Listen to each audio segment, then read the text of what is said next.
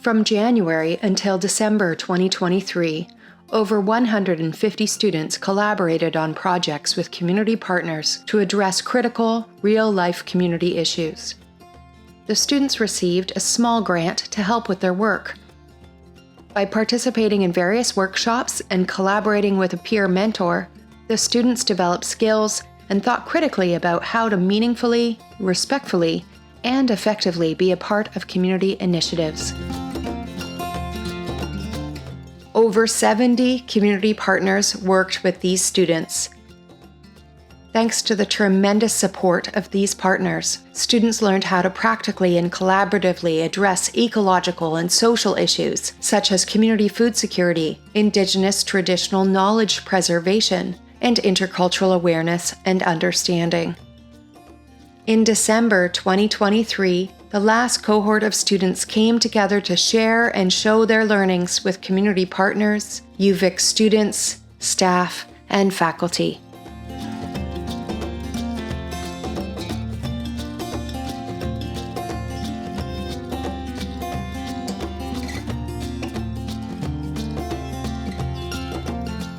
I think I've learned a lot of things in this program. Just being able to, one, I think focus on the importance of building relationships and really hearing the voices of your community and listening. And also another piece is just like that we can't do it alone. That community is really important, not only in the relationships we build with our community partners, but also, in the spaces that we're learning and who we get to learn with and from.